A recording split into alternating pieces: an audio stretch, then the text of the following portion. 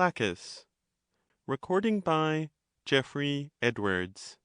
Laches, or Courage, by Plato. Translated by Benjamin Jowett. Persons of the Dialogue. Lysimachus, son of Aristides. Melesias, son of Thucydides. Their sons. Nicias. Laches. Socrates. Lysimachus. You have seen the exhibition of the man fighting in armor, Nicias and Laches, but we did not tell you at the time the reason why my friend Melesias and I asked you to go with us and see him. I think that we may as well confess this, for we certainly ought not to have any reserve with you. The reason was that we were intending to ask your advice. Some laugh at the very notion of advising others, and, when they are asked, will not say what they think. They guess at the wishes of the person who asks them, and answer according to his, and not according to their own opinion. But as we know that you are good judges, and will say exactly what you think, we have taken you into our counsels. And the matter about which I am making all this preface is just this: Melesias and I have two sons. That is his son, and he is named Thucydides after his grandfather, and this is mine, who is also called after his grandfather Aristides. Now we are resolved to take the greatest care of the youths, and not to let them run about as they like, which is too often the way with the young, when they are no longer children, but to begin at once and do the utmost that we can for them. And knowing that you have sons of your own, we thought that you were most likely to have attended to their training and improvement. And if you have not, we may remind you that you ought to have attended to them, and would invite you to assist us in the fulfillment of a common duty. I will tell you, Nicias and Laches, even at the risk of being tedious, how we came to think of this. Melesias and I live together, and our two sons live with us. And now, as I was saying at first, we are going to confess to you. Both of us often talk to the lads about the many noble deeds which our fathers did in war and peace, in the management of the allies, and also of the affairs of the city, but neither of us has any deeds of his own which he can show. Now we are somewhat ashamed of this contrast being seen by them, and we blame our fathers for letting us be spoiled in the days of our youth, while they were occupied with the concerns of others. And this we point out to the lads, and tell them that they will not grow up to honor if they are rebellious and take no pains about themselves, but that if they take pains they may, perhaps, become worthy of the names which they bear. They, on their part, promise to comply with our wishes, and our care is to discover what studies or pursuits are likely to be most improving to them. Some one told us of this art of using weapons, which, he said, was an excellent accomplishment for a young man to learn, and he praised the man whose exhibition you have seen, and told us to go and see him. And we determined to go, and to get you to accompany us, and if you did not object, we thought that we would take counsel with you about the education of our sons. That is the matter about which we wanted to talk with you, and we hope that you will give us your opinion about this, and about any other studies or pursuits which may or may not be desirable for a young man to learn. Please to say whether you object to our proposal. Nicias. As far as I am concerned, Lysimachus and Melesias, I applaud your purpose, and will gladly assist you, and I believe that you, Laches, will be equally glad. Laches. Certainly, Nicias, and I quite approve of the remark which Lysimachus made about his own father, and the father of Melesias, and which is applicable not only to them, but to us, and to every one who is occupied with public affairs. As he says, they are too apt to be negligent and careless of their own children and their private concerns. There is much truth in that remark of yours, Lysimachus. But why do you not consult our friend Socrates, instead of consulting us about the education of the youths? He is of the same deme with you, and is always passing his time in places in which the youth have any noble study or pursuit, such as you are inquiring after. Lysimachus. Why, Laches, has Socrates ever attended to matters of this sort? Laches. Certainly, Lysimachus. Nicias. That I have the means of knowing as well as Laches. For quite lately he supplied me with a teacher of music for my sons, Damon, the disciple of Agathocles, who is a most accomplished man in every way, as well as a musician, and a companion of inestimable value for young men at their age. Lysimachus. Those who have reached my age, Socrates, and Nicias and Laches, fall out of acquaintance with the young, because they are generally detained at home by old age. But I hope that you, O son of Sophroniscus, will let your fellow demesmen have the benefit of any advice which you are able to give them. And I have a claim upon you as an old friend of your father, for I and he were always companions and friends, and to the hour of his death there never was a difference between us. And now it comes back to me, at the mention of your name, that I have heard these lads talking to one another at home, and often speaking of Socrates in terms of the highest praise. But I have never thought to ask them whether the son of Sophroniscus was the person whom they meant. Tell me, my boy, whether this is the Socrates of whom you have often spoken. Son. Certainly, father, this is he. Lysimachus. I am delighted to hear, Socrates, that you maintain the name of your father, who was a most excellent man, and I further rejoice at the prospect of our family ties being renewed. Laches. Indeed, Lysimachus, you ought not to give him up, for I can assure you that I have seen him maintaining not only his father's, but also his country's name. He was my companion in the retreat from Delium, and I can tell you that if others had only been like him, the honor of our country would have been maintained, and the great defeat would never have occurred. Lysimachus. That is very high praise which is given you, Socrates, by faithful witnesses, and for deserts like these. And let me tell you the pleasure which I feel in hearing of your fame, and I hope that you will regard me as one of your best friends. Indeed, you ought to have visited us long ago, and reckoned us among your friends. But now, from this day forward, as we have at last found one another out, do as I say.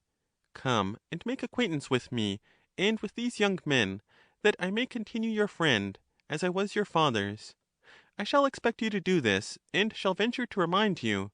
But what say you of the matter of which I was speaking, the art of fighting in armor?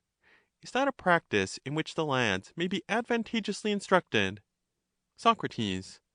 I will endeavor to advise you, Lysimachus, as far as I can in this matter, and also in every way will comply with your wishes. But as I am younger, and not so experienced, I think that I ought to hear what my elders have to say first, and to learn of them, and if I have anything to add, then I may venture to give my opinion to them as well as to you. Suppose, Nicias, that one of you speaks first. Nicias. I have no objection, Socrates, and my opinion is that the acquirement of this art is in many ways useful to young men. There is an advantage in their being employed during their leisure hours in a way which tends to improve their bodily constitution, and not in the way in which young men are too apt to be employed. No sort of gymnastics could be harder exercise, and this and the art of riding are of all arts most befitting to a free man, for they only who are thus trained in the use of implements of war are trained in the conflict which is set before us, or in that on which the conflict turns.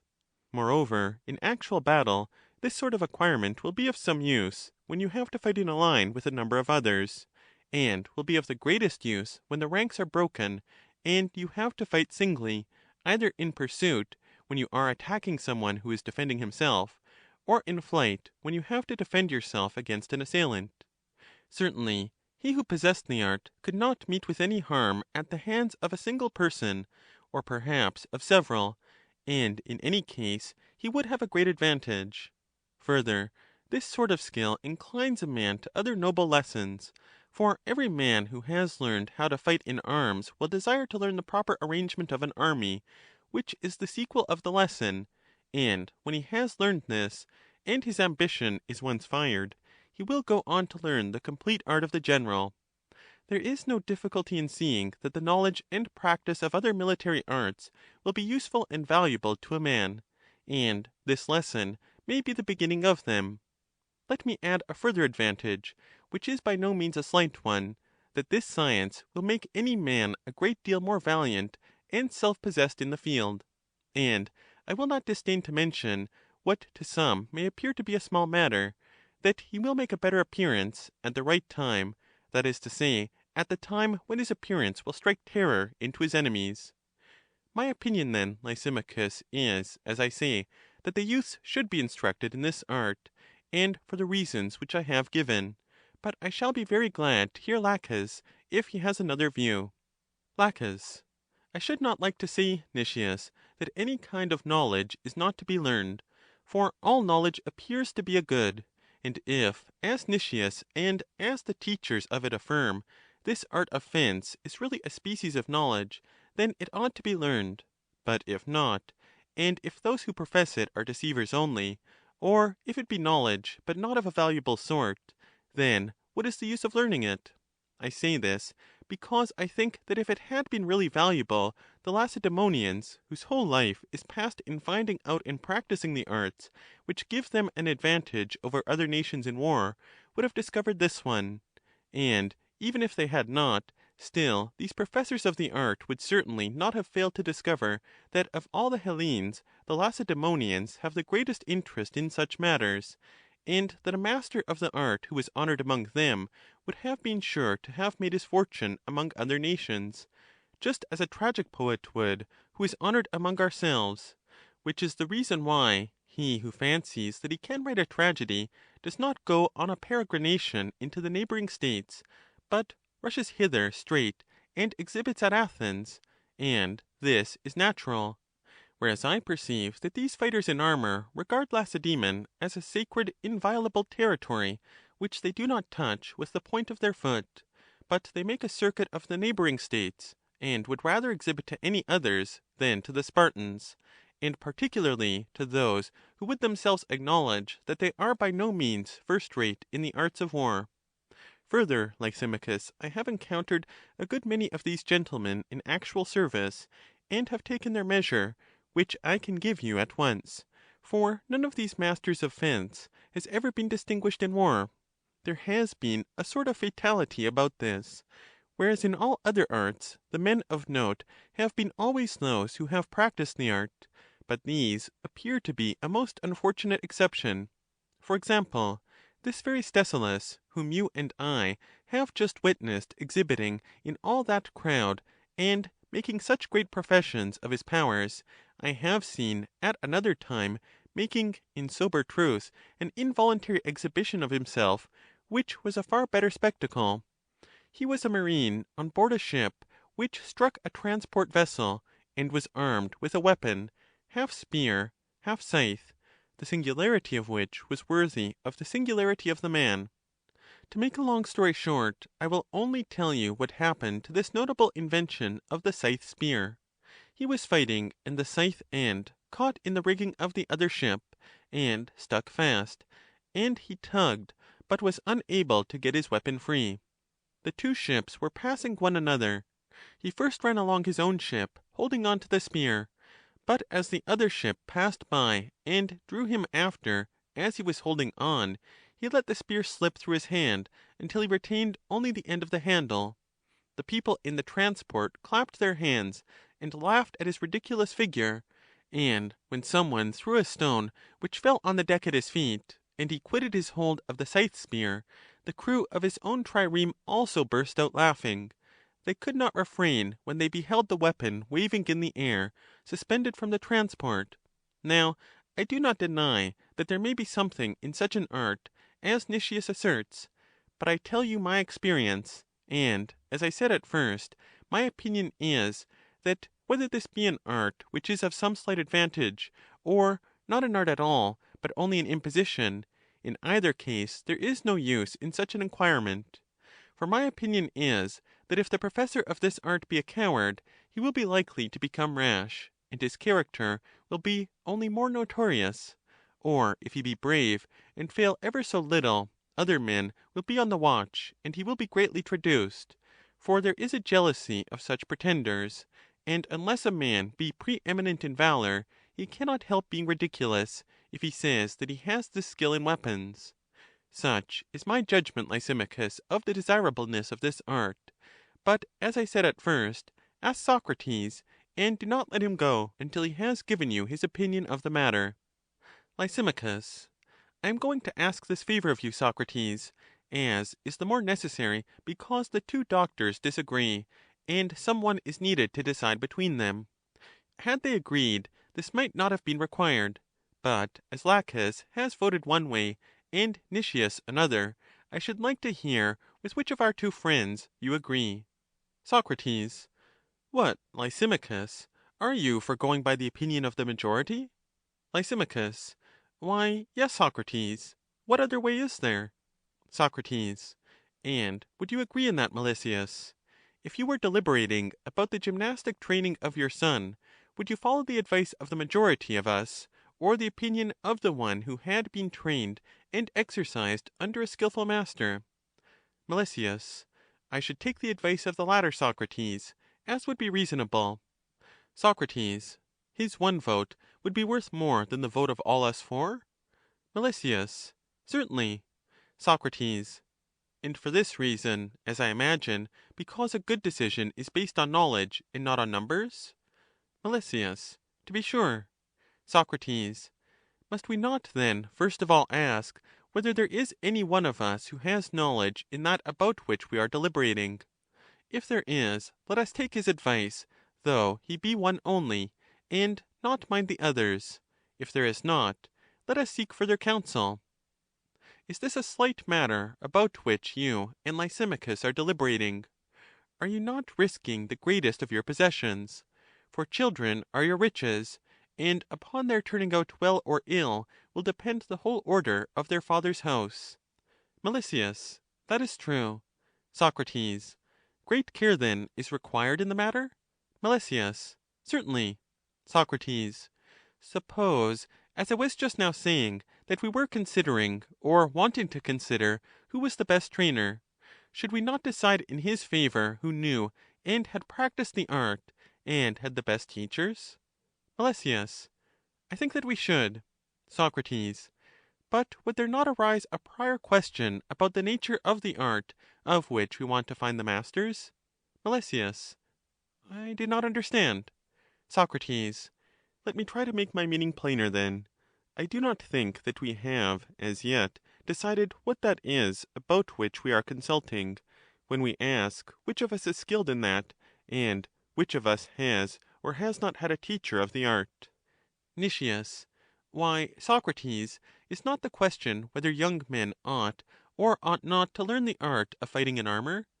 Socrates. Yes, Nicias, but there is also a prior question which I may illustrate in this way. When a person considers about applying a medicine to the eyes, would you say that he is consulting about the medicine or about the eyes? Nicias.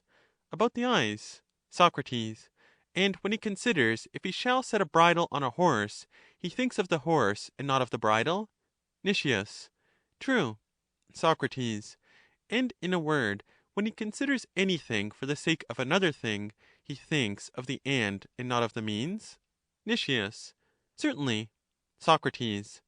And when you call in an adviser, you should see whether he is skilful in the accomplishment of the end which you have in view, as well as of the means? Nicias. Most true. Socrates. And at present we have in view some kind of knowledge, the end of which is the soul of youth? Nicias. Yes. Socrates. The question is, which of us is skilful or successful in the treatment of the soul, and which of us has had good teachers? Laches. Well, but Socrates, did you never observe that some persons who have had no teachers are more skilful than those who have in some things? Socrates. Yes, Laches, I have observed that, but you would not be very willing to trust them if they only professed to be masters of their art, unless they could show some proof of their skill or excellence in one or more works? Laches. That is true. Socrates. And therefore, Laches and Nicias, as Lysimachus and Melesias, in their anxiety to improve the minds of their sons, have asked our advice about them, we too should inform them who our teachers were, if we say that we have any, and prove them to be men of merit, and experienced trainers of the minds of youth, and really our teachers. Or if any of us says that he has no teacher, but that he has works to show of his own, then he should point out to them what Athenians or strangers, bond or free, he is generally acknowledged to have improved. But if he can show neither teachers nor works, then they should ask him to look out for others, and not to run the risk of spoiling the children of friends, which is the most formidable accusation that can be brought against any one by his near and dear relations. As for myself, Lysimachus and Melesias, I am the first to confess that I have never had a teacher, although I have always from my earliest youth desired to have one. But I am too poor to give money to the Sophists, who are the only professors of moral improvement, and to this day I have never been able to discover the art myself, though I should not be surprised if Nicias or Laches may have learned or discovered it, for they are far wealthier than I am, and may therefore have learned of others, and they are older too, so that they have had more time to make the discovery, and I really believe that they are able to educate a man, for unless they had been confident in their own knowledge, they would never have spoken thus decidedly of the pursuits which are advantageous or hurtful to a young man. I repose confidence in both of them, but I do not understand why they differ from one another. And therefore, Lysimachus, as Laches suggests that you should detain me, and not let me go until I have answered, I in turn earnestly beseech and advise you to detain Laches and Nicias, and question them. I would have you say to them, Socrates says that he has no knowledge of the matter, and that he is unable to decide which of you speaks truly. Neither discoverer nor student is he of anything of the kind. But you, Laches and Nicias, should either of you tell us who is the most skilful educator whom you have ever known, and whether you invented the art yourselves, or learned of another; and if you learned, who were your respective teachers, and who were their brothers in the art; and then, if you are too much occupied in politics to teach us yourselves, let us go to them, and present them with gifts, or make interest with them, or both, in the hope that they may be induced to take charge of all our families, in order that they may not grow up inferior, and disgrace their ancestors. But if you are yourselves original discoverers in that field, give us some proof of your skill. Who are they who, having been inferior persons, have become, under your care, good and noble?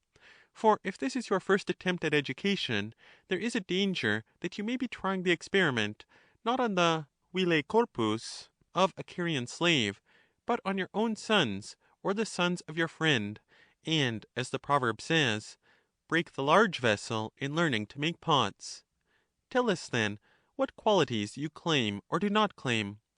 Make them tell you this, Lysimachus, and do not let them off. Lysimachus.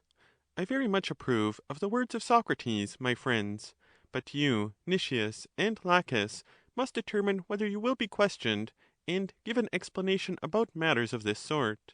Assuredly, I and Melesias would be greatly pleased to hear you answer the questions which Socrates asks, if you will. For I began by saying that we took you into our counsels because we thought you would be likely to have attended to the subject, especially as you have children who, like our own, are nearly of an age to be educated. Suppose, then, if you have no objection, that you take Socrates into partnership, and do you and he ask and answer one another's questions, for, as he has well said, we are deliberating about the most important of our concerns. I hope that you will see fit to comply with our request. Nicias. I see very clearly, Lysimachus, that you have only known Socrates' father, and have no acquaintance with Socrates himself. At least, you can only have known him when he was a child, and may have met him among his fellow tribesmen, in company with his father, at a sacrifice, or at some other gathering. You clearly show that you have never known him since he arrived at manhood. Lysimachus. Why do you say that, Nicias? Nicias. You don't seem to be aware that any one to whom Socrates has an intellectual affinity is liable to be drawn into an argument with him, and whatever subject may be started by him, he will be continually carried round and round by him, until at last he finds that he has to give an account both of his present and past life, and when he is once entangled, Socrates will not let him go until he has completely and thoroughly sifted him. Now I am used to his ways, and I know that he will certainly do this, and also I know that I myself will be the sufferer, for I am fond of his company, Lysimachus. Neither do I think that there is any harm in being reminded of the evil which we are, or have been doing. He who does not fly from reproof will be sure to take more heed of his after life. He will wish and desire to learn as long as he lives, as Solon says, and will not think that old age of itself brings wisdom. To me, to be cross-examined by Socrates is neither unusual nor unpleasant.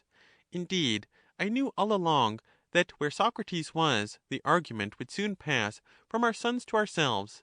And therefore, as I say, as far as I am concerned, I am quite willing to discourse with Socrates in his own manner. But you had better ask our friend Laches what his feeling may be. Laches. I have but one feeling, Nicias, or shall I say, two feelings about discussions, and to some I may seem to be a lover, and to others a hater of discourse.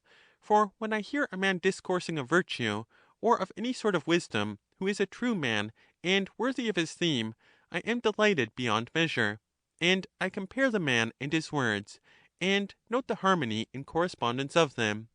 And such an one I deem to be the true musician, having in himself a fairer harmony than that of the lyre, or any pleasant instrument of music.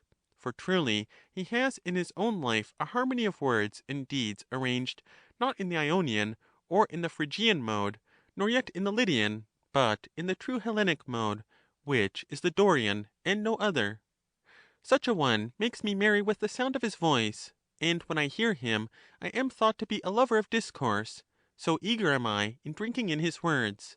But when I hear a man of opposite character I am annoyed, and the better he speaks the more I hate him, and then I seem to be a hater of discourse. As to Socrates, I have no knowledge of his words, but of old, as would seem, I have had experience of his deeds, and his deeds show that free and noble sentiments may be expected from him. And if his words accord, then I am of one mind with him, and shall be delighted to be interrogated by a man such as he is, and shall not be annoyed at having to learn of him. For I agree with Solon, that I would fain grow old, learning many things. But I must be allowed to add, of the good only. Socrates must be willing to allow that he is a good teacher, or I shall be a dull and uncongenial pupil. But that the teacher is younger, or not as yet in repute, anything of that sort is of no account with me, and therefore, Socrates, I give you notice that you may teach and confute me as much as ever you like, and also learn of me anything which I know. Such is the opinion which I have had of you ever since that day on which you were my companion in danger, and gave an unmistakable proof of your valor. Therefore say whatever you like, and do not mind about the difference of our ages. Soc. I cannot say that either of you show any reluctance to take counsel and advise with me. Lys. But that is our business, in which I regard you as having a common interest, for I reckon you as one of us. Please then to take my place, and find out from Nicias and Laches what we want to know, for the sake of the youths, and talk and advise with them, for I am old, and my memory is bad, and I do not remember the questions which I am going to ask, or the answers to them, and if there is any interruption I am quite lost. I will therefore beg of you to carry on the proposed discussion by yourselves, and I will listen, and Melesias and I will act upon your conclusions. Soc. Let us, Nicias and Laches, comply with the request of Lysimachus and Melesias. There would be no harm in asking ourselves the question which was first proposed to us: who have been our own instructors in this sort of training, and whom we have made better?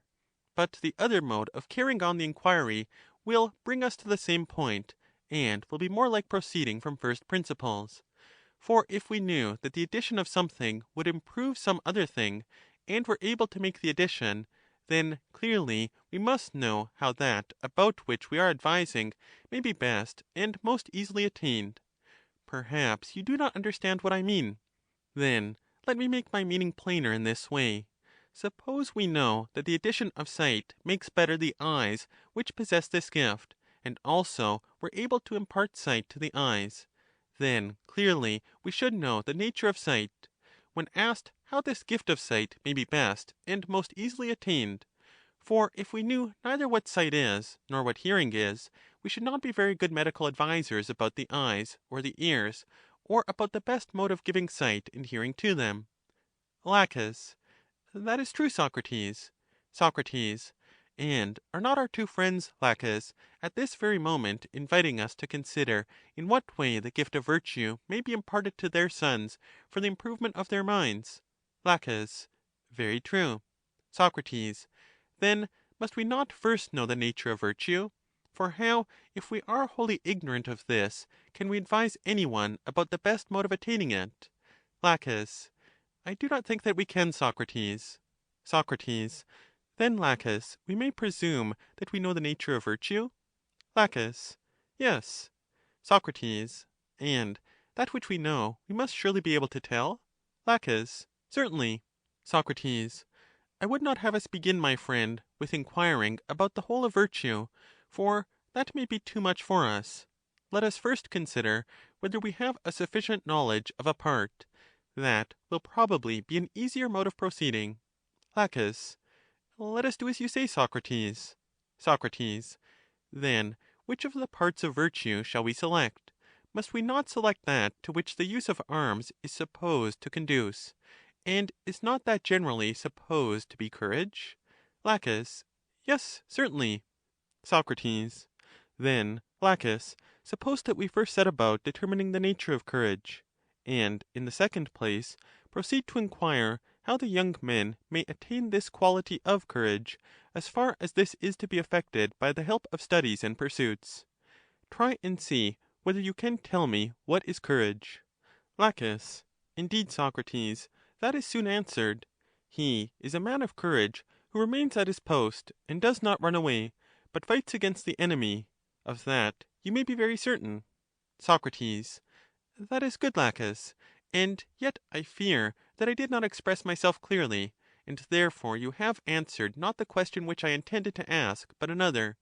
Laches. What do you mean, Socrates? Socrates. I will endeavor to explain. You would call a man courageous who remains at his post and fights with the enemy? Laches. Certainly I should. Socrates. And so should I. But what would you say of another man who fights flying instead of remaining? Laches. How flying? Socrates. Why, as the Scythians are said to fight, flying as well as pursuing, and as Homer says in praise of the horses of Aeneas, that they knew how to pursue, and fly quickly hither and thither. And he passes an encomium on Aeneas himself, as having a knowledge of fear or flight, and calls him an author of fear or flight. Laches. Yes, Socrates, and there Homer is right, for he was speaking of chariots, as you were speaking of the Scythian cavalry, who have that way of fighting, but the heavy armed Greek fights, as I say, remaining in his rank. Socrates. And yet, Laches, you must except the Lacedaemonians at Plataea, who, when they came upon the light shields of the Persians, are said not to have been willing to stand and fight, and to have fled. But when the ranks of the Persians were broken, they turned upon them like cavalry, and won the battle. Laches. That is true. Socrates. That was my meaning when I said that I was to blame in having put my question badly, and that this was the reason of your answering badly. For I meant to ask you not only about the courage of heavy armed soldiers, but about the courage of cavalry, and every other style of soldier, and not only who are courageous in war, but who are courageous in perils by sea, and who in disease, or poverty, or again in politics are courageous, and not only who are courageous against pain or fear, but mighty to contend against desires and pleasures, either fixed in their rank, or turning upon their enemy. There is this sort of courage, is there not? Laches. Certainly, Socrates. Socrates. And all these are courageous, But some have courage in pleasures, and some in pains, some in desires, and some in fears, and some are cowards under the same conditions, as I should imagine. Laches. Very true. Soc. Now I was asking about courage and cowardice in general, and I will begin with courage, and once more ask, what is that common quality which is the same in all these cases, and which is called courage? Do you understand now what I mean? Laches. Not over well. Soc. I mean this: as I might ask, what is that quality which is called quickness, and which is found in running, playing the lyre, speaking, learning, and in many other similar actions, or rather which we possess in nearly every action that can be mentioned of arms or legs, mouth, voice, mind? Would you not apply the term quickness to all of them? Laches. Quite true. Soc. And suppose I were to be asked by some one, what is that common quality, Socrates, which in all these uses of the word you call quickness? I should say, that which accomplishes much in a little time. That I call quickness in running, speaking, and every other sort of action. Laches. You would be quite correct. Soc. And now, Laches, do you try and tell me, what is that common quality which is called courage, and which includes all the various uses of the term when applied both to pleasure and pain, and in all the cases which I was just now mentioning? Laches. I should say that courage is a sort of endurance of the soul, if I am to speak of the universal nature which pervades them all. Soc. But that is what we must do if we are to answer the question, and yet I cannot say that every kind of endurance is, in my opinion, to be deemed courage. Hear my reason. I am sure, Laches, that you would consider courage to be a very noble quality. Laches. Most noble, certainly. Soc. And you would say that a wise endurance is also good and noble? Laches. Very noble. Soc. But what would you say of a foolish endurance? Is not that, on the other hand, to be regarded as evil and hurtful? Laches. True. Soc. And is anything noble which is evil and hurtful? Laches. I ought not to say that, Socrates. Soc. Then you would not admit that sort of endurance to be courage, for that is not noble, but courage is noble? Laches. You are right. Soc. Then, according to you, only the wise endurance is courage? Laches. True. Soc. But as to the epithet wise, wise in what? In all things small as well as great? For example, if a man endures in spending his money wisely, knowing that by spending he will acquire more in the end, do you call him courageous? Laches. Assuredly not. Soc.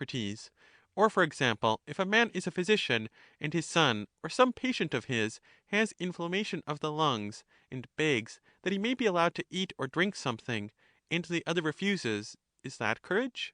Laches. No, that is not courage at all, any more than the last. Soc. Again, take the case of one who endures in war, and is willing to fight, and wisely calculates and knows that others will help him, and that there will be fewer and inferior men against him than there are with him, and suppose that he has also advantages of position. Would you say of such a one, who endures with all this wisdom and preparation, that he, or some man in the opposing army, who is in the opposite circumstances to these, and yet endures and remains at his post, is the braver? Laches. I should say the latter, Socrates, was the braver. Soc. But surely this is a foolish endurance in comparison with the other. Laches. That is true. Soc. And you would say that he who in an engagement of cavalry endures, having the knowledge of horsemanship, is not so courageous as he who endures, having no knowledge of horsemanship? Laches. That is my view. Soc. And he who endures, having a knowledge of the use of the sling, or the bow, or any other art, is not so courageous as he who endures, not having such a knowledge? Laches. True. Soc. And he who descends into a well, and dives and holds out in this, or any similar action, having no knowledge of diving or the like, is, as you would say, more courageous than those who have this knowledge? Laches. Why, Socrates, what else can a man say? Soc. Nothing, if that is what he thinks. Laches. But that is what I do think. Socrates. And yet men who thus run risks and endure are but foolish, Laches, in comparison of those who do the same things, having the skill to do them. Laches. That is true. Socrates. But foolish boldness and endurance appeared before to be base and hurtful to us. Laches. Quite true. Socrates. Whereas courage was acknowledged to be a noble quality. Laches. True. Socrates. And now, on the contrary, we are saying that the foolish endurance, which was before held in dishonor, is courage? Laches. Very true. Socrates. And are we right in saying that? Laches. Indeed, Socrates, I am sure that we are not right. Socrates. Then, according to your statement, you and I, Laches, are not attuned to the Dorian mode, which is a harmony of words and deeds, for our deeds are not in accordance with our words. Any one would say that we had courage who saw us in action, but not, I imagine, he who heard us talking about courage just now. Laches. That is most true. Socrates. And is this condition of ours satisfactory? Laches. Quite the reverse. Socrates. Suppose, however, that we admit our principle to a certain extent. Laches. What principle? And what are we to admit? Socrates. The principle of endurance. Let us too endure and persevere in the inquiry, and then courage will not laugh at our faint-heartedness in searching for courage, which after all may, very likely, be endurance. Laches. I am ready to go on, Socrates, and yet I am unused to investigations of this sort. But the spirit of controversy has been aroused in me by what has been said, and I am really grieved at being thus unable to express my meaning. For I fancy that I do not know the nature of courage, but somehow or other she has slipped away from me, and I cannot get hold of her and tell her nature. Socrates. But, my dear friend, should not the good sportsman follow the track and not be lazy? Laches. Certainly he should. Socrates. And shall we invite Nicias to join us? He may be better at the sport than we are. What do you say? Laches. I should like that. Socrates. Come then, Nicias, and do what you can to help your friends, who are tossing on the waves of argument, and at the last gasp. You see our extremity, and may save us, and also settle your own opinion, if you will tell us what you think about courage. Nicias. I have been thinking, Socrates, that you and Laches are not defining courage in the right way, for you have forgotten an excellent saying, which I have heard from your own lips. Socrates. What is that, Nicias? Nicias. I have often heard you say that every man is good in that in which he is wise, and bad in that in which he is unwise. Socrates. That is certainly true, Nicias. Nicias. And therefore, if the brave man is good, he is also wise. Socrates. Do you hear him, Laches? Laches. Yes, I hear him, but I don't quite understand him. Socrates. I think that I understand him, and he appears to me to mean that courage is a sort of wisdom. Laches. What sort of wisdom, Socrates? Socrates. That is a question which you must ask of Nicias. Laches. Yes. Socrates. Tell him then, Nicias, what you mean by this wisdom, for you surely do not mean the wisdom which plays on the flute. Nicias. Certainly not. Socrates. Nor the wisdom which plays the lyre. Nicias. No. Socrates. But what is this knowledge then, and of what? Laches. I think that you put the question to him very well, Socrates, and I would like him to say what is the nature of this knowledge or wisdom. Nicias. I mean to say, Laches, that courage is the knowledge of that which inspires fear or confidence in war, or in anything. Laches. How strangely he is talking, Socrates. Socrates. What makes you say that, Laches? Laches. What makes me say that? Why, surely courage is one thing and wisdom another. Socrates. That is just what Nicias denies. Laches. Yes, that is what he denies in his foolishness. Socrates. Shall we enlighten him instead of abusing him?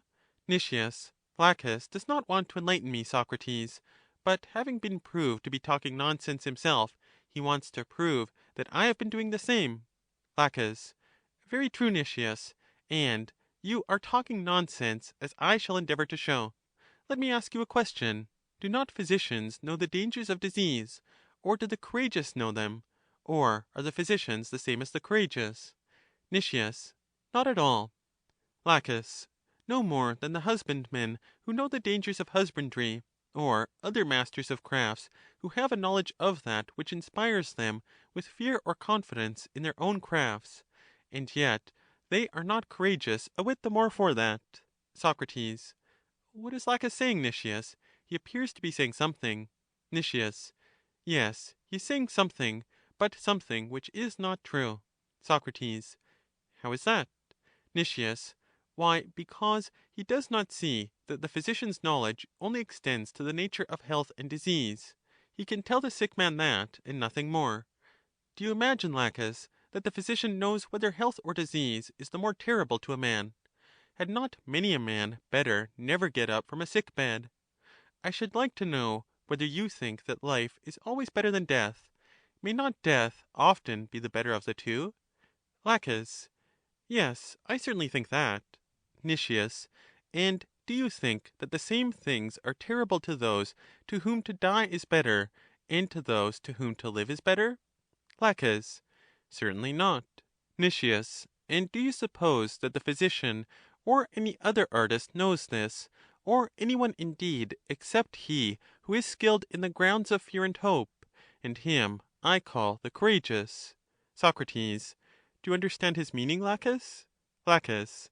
Yes, I suppose that in his way of speaking the soothsayers are courageous, for who but one of them can know to whom to die or to live is better? And yet, Nicias, would you allow that you are yourself a soothsayer, or are you neither soothsayer nor courageous? Nicias. What? Do you mean to say that the soothsayer ought to know the grounds of hope or fear? Laches. Indeed I do. Who but he? Nicias. Much rather, I should say, he of whom I speak. For the soothsayer ought to know only the signs of things that are about to come to pass, whether death, or disease, or loss of property, or victory, or defeat in war, or in any sort of contest; but to whom the suffering or not suffering of these things will be for the best can no more be decided by the soothsayer than by one who is no soothsayer.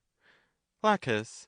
I cannot understand what Nicias would be at, Socrates, for he represents the courageous man as neither a soothsayer nor a physician, nor in any other character, unless he means to say that he is a god.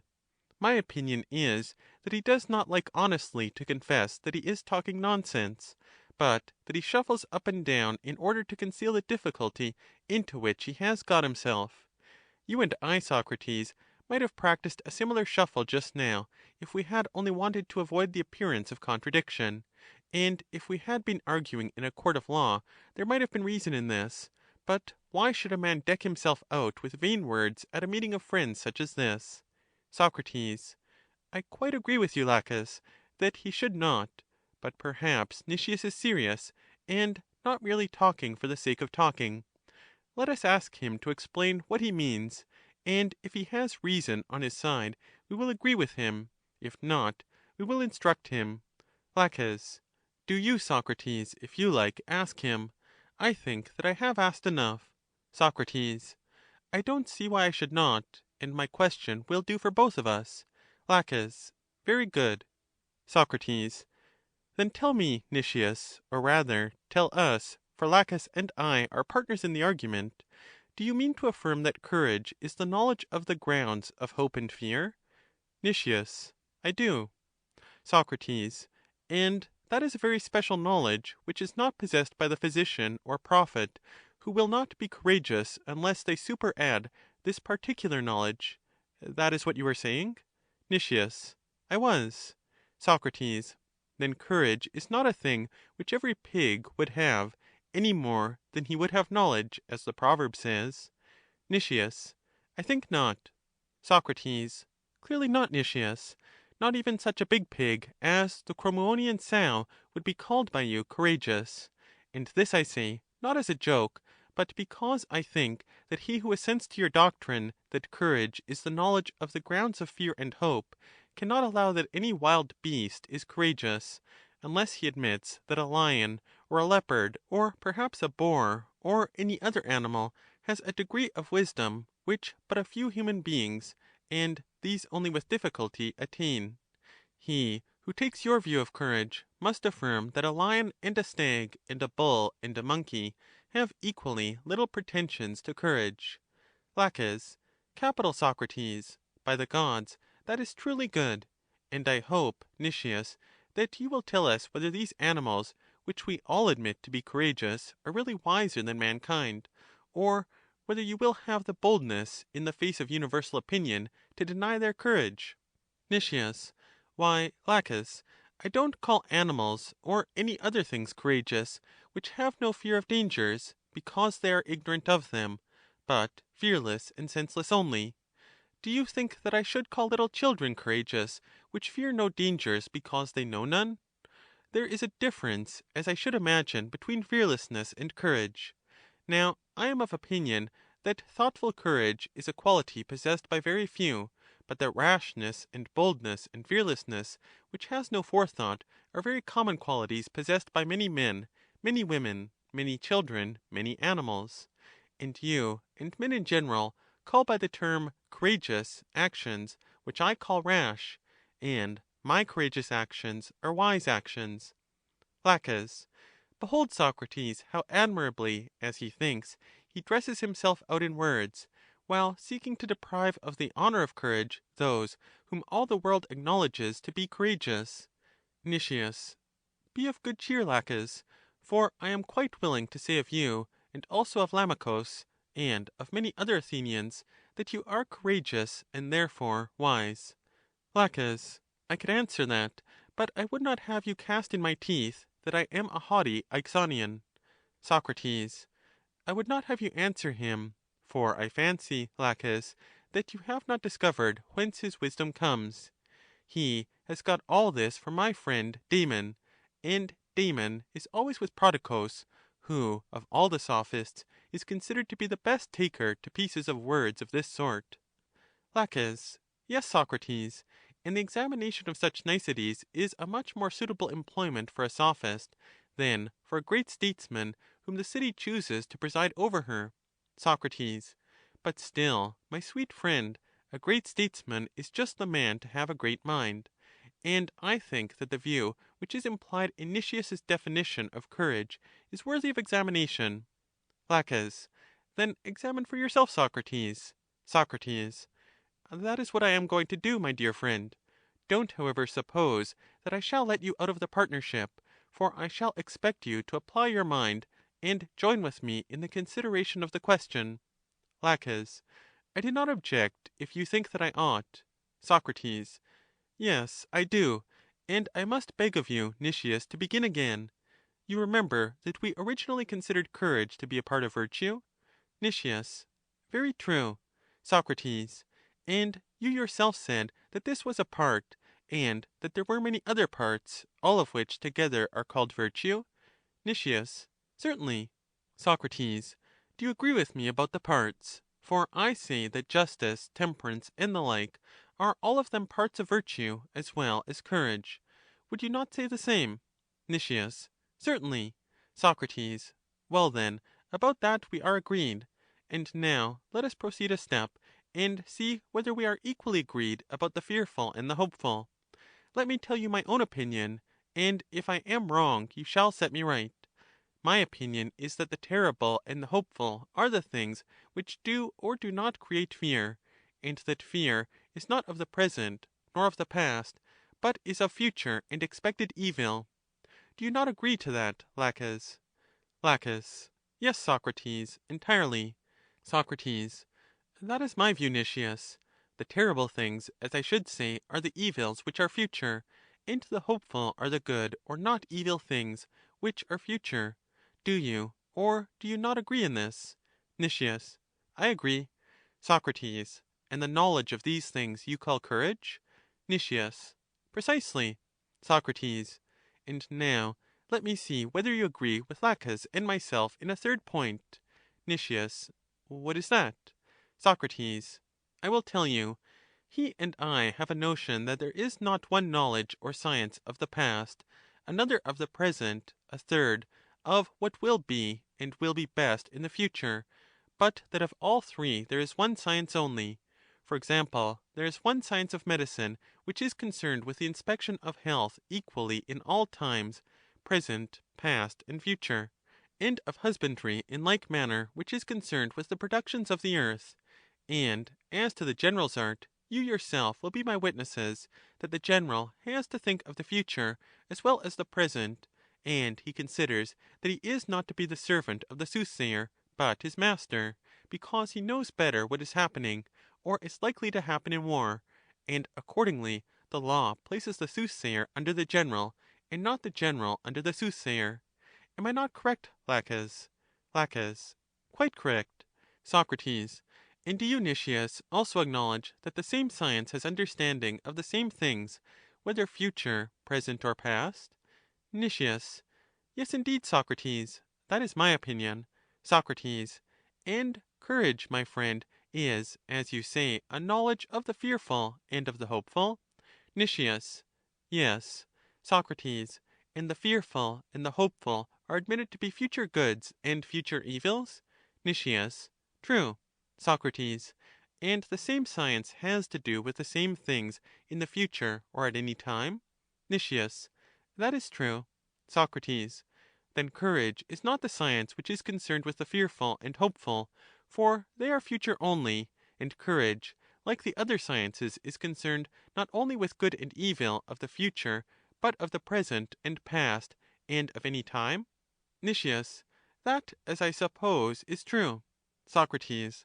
Then the answer which you have given, Nicias, includes only a third part of courage, but our question extended to the whole nature of courage, and according to your view, that is, according to your present view, courage is not only the knowledge of the hopeful and the fearful, but seems to include nearly every good and evil without reference to time. What do you say to that alteration in your statement? Nicias. I agree to that, Socrates. Socrates. But then, my dear friend, if a man knew all good and evil, and how they are and have been and will be produced, would he not be perfect and wanting in no virtue, whether justice or temperance or holiness? He would possess them all, and he would know which were dangers and which were not, and guard against them, whether they were supernatural or natural, and he would provide the good, as he would know how to deal with gods or men. Nicias. I think, Socrates, that there is a great deal of truth in what you say. Socrates. But then, Nicias, courage, according to this new definition of yours, instead of being a part of virtue only, will be all virtue? Nicias.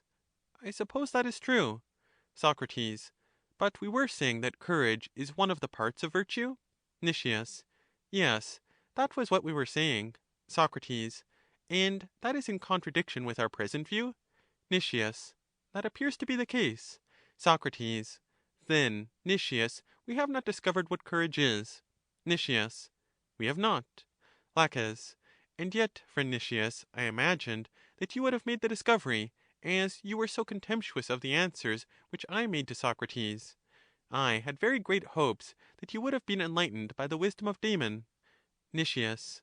I perceive, Laches, that you think nothing of having displayed your ignorance of the nature of courage, but you look only to see whether I have not made a similar display, and if we are both equally ignorant of the things which a man who is good for anything should know, that, I suppose, will be of no consequence. You certainly appear to me very like the rest of the world, looking at your neighbor and not at yourself. I am of opinion that enough has been said on the subject of discussion, and if anything has been imperfectly said, that may be hereafter corrected by the help of Damon, whom you think to deride, although you have never seen him, and with the help of others. And when I am satisfied myself, I will freely impart my satisfaction to you, for I think that you are very much in want of knowledge. Laches. You are a philosopher, Nicias, of that I am aware. Nevertheless, I would recommend Lysimachus and Melesias not to take you and me as advisers about the education of their children, but, as I said at first, they should ask Socrates, and if my sons were old enough, I would have asked him myself. Nicias. To that I quite agree, if Socrates is willing to take them under his charge. I should not wish for any one else to be the tutor of Niceratus, but I observe that when I mention the matter to him, he recommends to me some other tutor, and refuses himself. Perhaps he may be more ready to listen to you, Lysimachus. Lys. He ought, Nicias, for certainly I would do things for him which I would not do for many others. What do you say, Socrates? Will you comply? And are you ready to give assistance in the improvement of the youths? Soc. Indeed, Lysimachus, I should be very wrong in refusing to aid in the improvement of anybody. And if I had shown in this conversation that I had a knowledge which Nicias and Laches have not, then I admit that you would be right in inviting me to perform this duty. But as we are all in the same perplexity, why should one of us be preferred to another? I certainly think that no one should. And under these circumstances, let me offer you a piece of advice. And this need not go further than ourselves. I maintain, my friends, that every one of us should seek out the best teacher whom he can find, first for ourselves and then for the youth, regardless of expense or anything. But I cannot advise that we remain as we are. And if any one laughs at us for going to school at our age, I would quote to them the authority of Homer, who says that modesty is not good for a needy man. Let us then, regardless of the remarks which are made upon us, make the education of the youths our own education. Lys. I like your proposal, Socrates, and as I am the oldest, I am also the most eager to go to school with the boys. Let me beg a favor of you. Come to my house tomorrow at dawn, and we will advise about these matters. For the present, let us make an end of the conversation. Soc. I will come to you tomorrow, Lysimachus, as you propose, God willing. End of Laches by Plato.